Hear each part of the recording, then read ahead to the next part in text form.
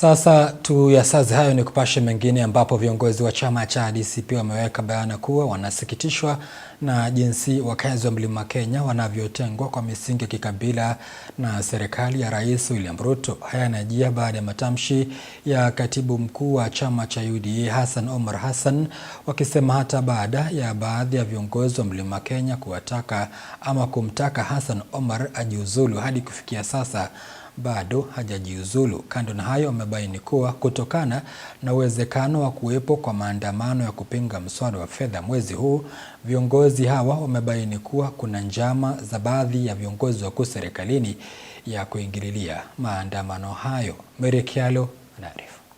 Kutokana na madai kuwa uongozi wa Rais Ruto unaashiria kuwatenga wakaazi wa Mlima Kenya kwa misingi ya kikabila, sasa viongozi katika chama cha DCP wakiongozwa na seneta wa Nyandarua John Methu wamesimama kidete na kusema kuwa wakaazi wa Mlima Kenya wanatengwa na kiongozi waliomchagua. We are greatly alarmed by the targeted, well-oiled ethnic profiling of the people of the Mount Kenya community. This leaves us with no choice but to tell the people that they are under siege from the man they voted for as President, Mr. William Ruto.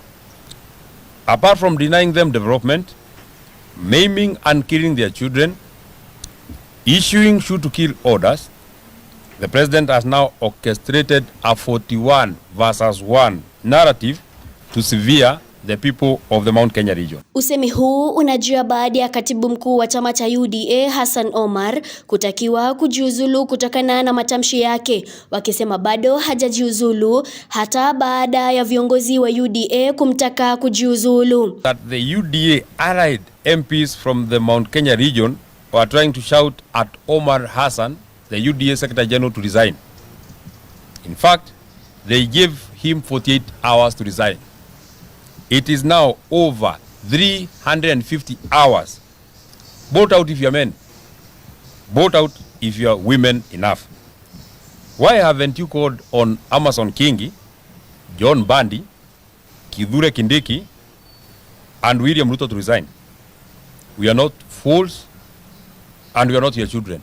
Kando na hayo, viongozi hawa pia wameweka wazi kuwa wamepata habari kuwa kuna njama ya wahuni kuingilia maandamano ya kupinga mswada wa kifedha wa mwaka 2026-2027, mpango ambao wanadai viongozi wakuu wanataka kuingilia na kulenga biashara za jamii moja. Ahead of the anticipated June 2026 Gen Z anniversary and the Finance Bill 2026 anticipated protests, we have received credible intelligence that Mr. William Ruto, through Mr. Kipchumba Murkomen, Mr. Raymond Omoro, and Mr. Moses Kuria, are planning to destroy businesses and property belonging to the people of the Mount Kenya region.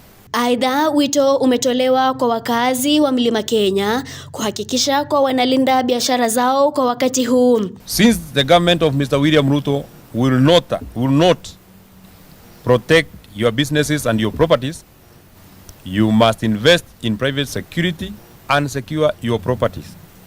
Know your neighbor and keep watch. Mary Kyalo, Undugu TV.